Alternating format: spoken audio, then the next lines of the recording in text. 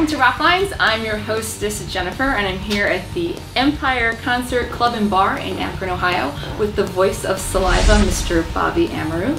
Thank you for being with us tonight. Yes, thanks for having me. Yeah. How's your trip been?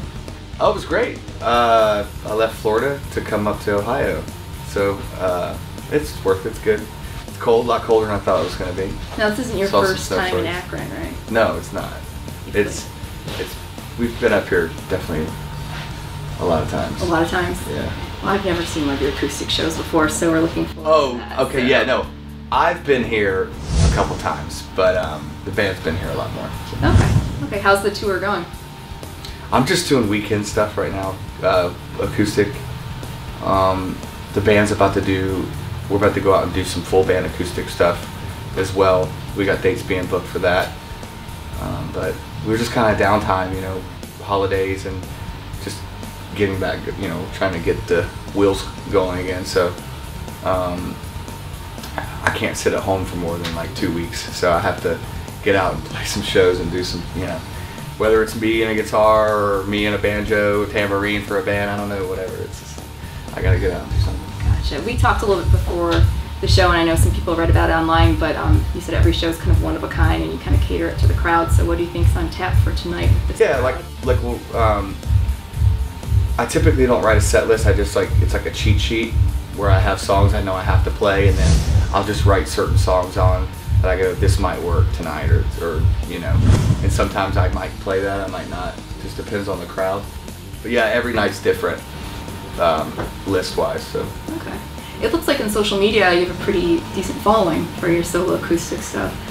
Seems like the fans like coming out and like having a little one-on-one time with you. I don't know why. I mean, no, I don't know. I just, I'm not really a big social media guy. I don't really post a lot, or, and maybe I should, because that's just the world that we live in. I don't know. I don't know if you need to. It seems like there's a lot of people posting I've got 2 kids. Stuff if anyone out there has kids, they know. Listen, I can't be on Facebook all day. Yeah. You know, it's just, well, given the people's interest, though, have you ever considered doing like a solo or acoustic album on your own?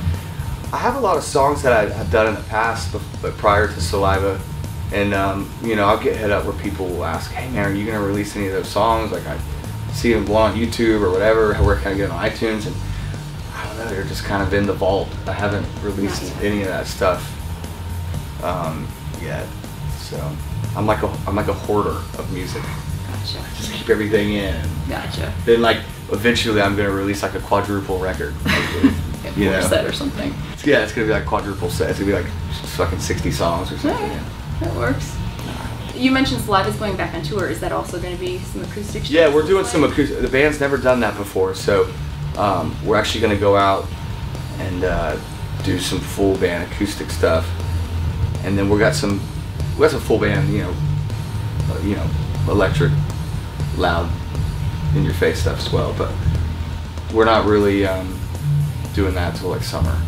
Gotcha. We got like a few one-offs here and there, but mostly just acoustic stuff until summertime. Now, Love Lies in Therapy came out, what, 2016? Last year, yeah. Yeah, and how that did for you guys? I personally really enjoyed the album, so I'm an old Saliva fan. Like, I have the album before Every 6 Seconds, which is...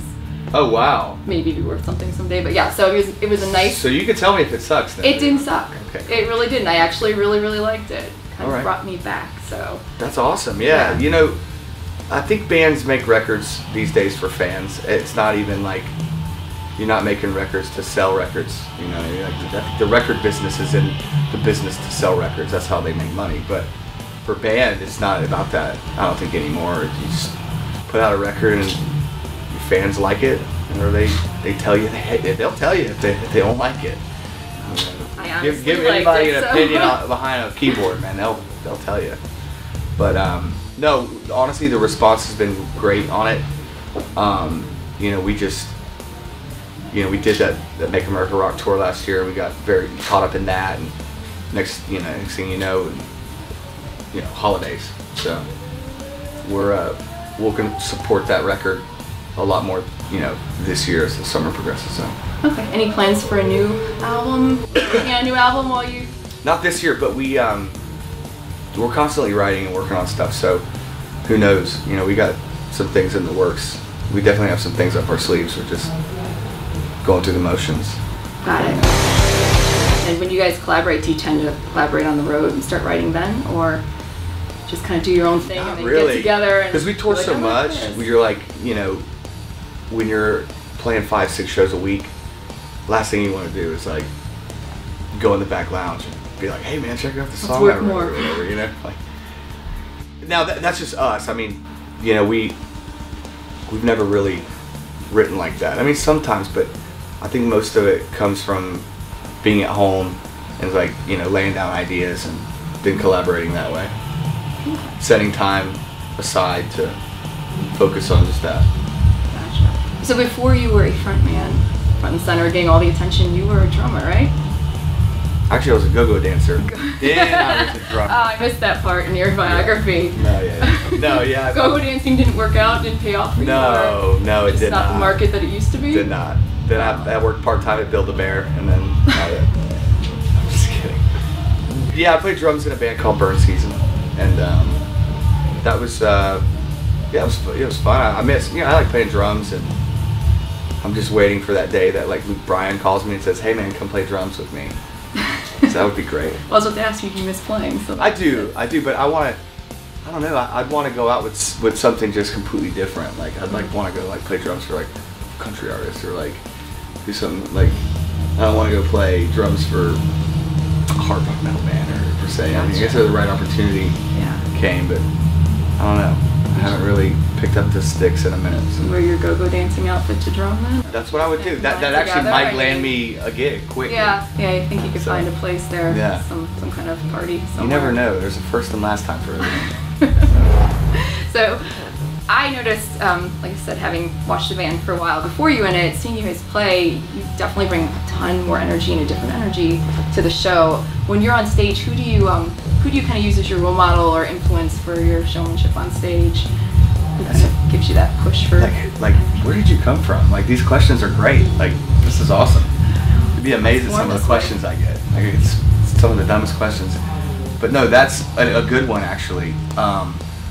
My dad was in bands growing up when I was a kid, and you know, I was into that whole like Robert Plant, Ozzy, like, and then even some of the '80s stuff too, like guys like Dee Snider, like from Twisted Sister, was very obviously when you see them on MTV, they look like comic heroes, or like superheroes or something. So as a kid, I'm like, that's like amazing. They're like playing music, but they look like a cartoon or something.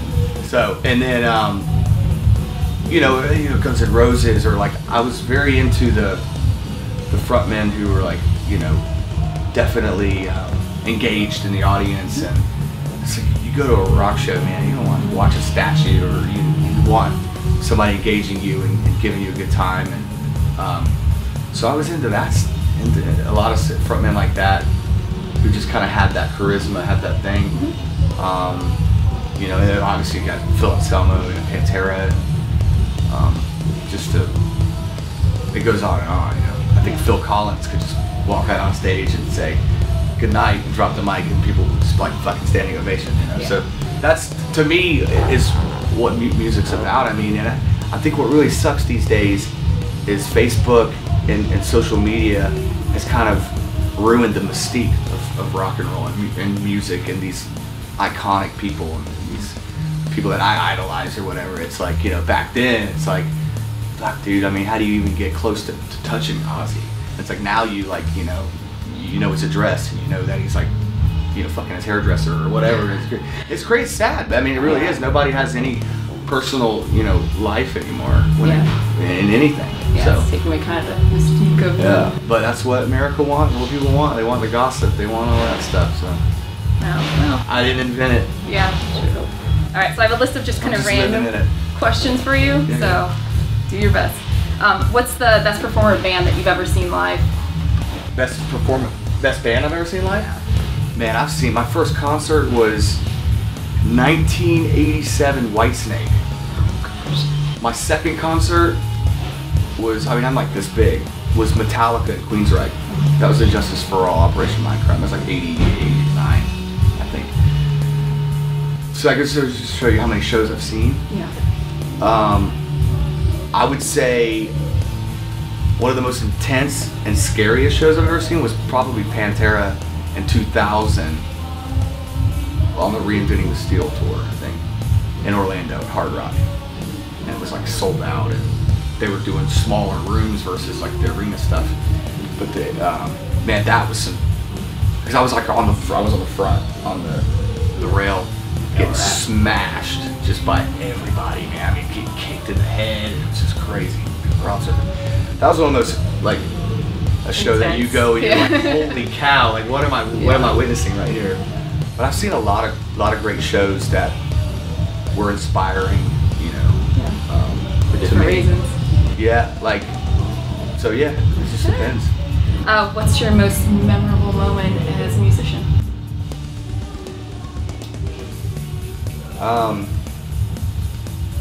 Like being in Saliva, or you mean like just in general? In general, like what's the thing that pops in your head when you think about your life and music? Being around my dad and you know, as a kid, being able to go to his like band practices and things like that, and get behind the drums and play and stuff like that. I see it. That's kind of where it all started. So. All right, dead or alive, you could tour with anyone. Saliva could tour with anyone. Who would you want to tour with? Fucking Ronnie Van Zant, man. Original Skinner all the way. 1976, 77. Actually, that would be awesome. I feel like the fan base too would be like perfect, because I know. And I'm not saying that because I'm from Jacksonville, but like they're just one of those. I mean, does Skinner have a bad song? Like, I mean, there's so many. They're like the kings of just soundtracks and just the great songs, man.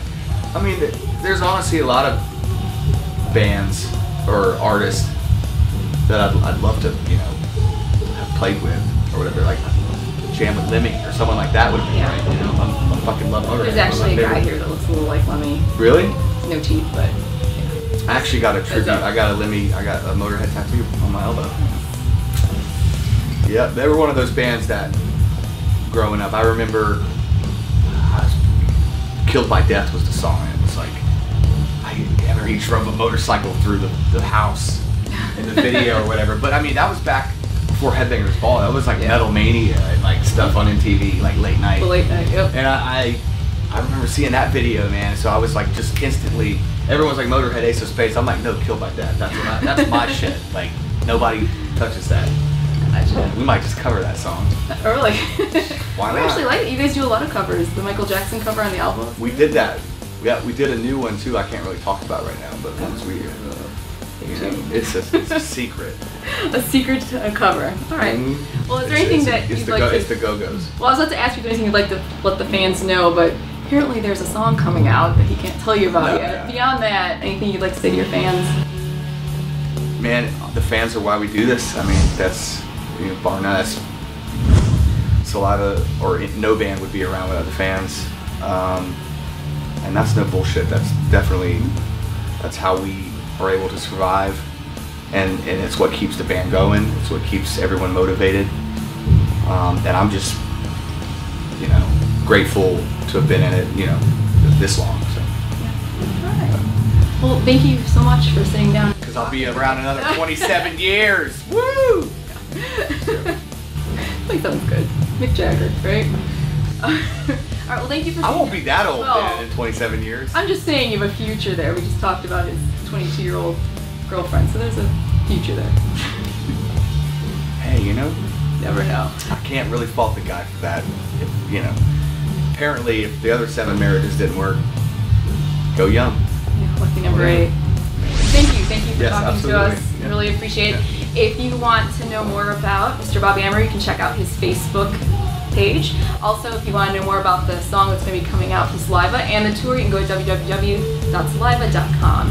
Thank you, and stay tuned for more Rock Lines.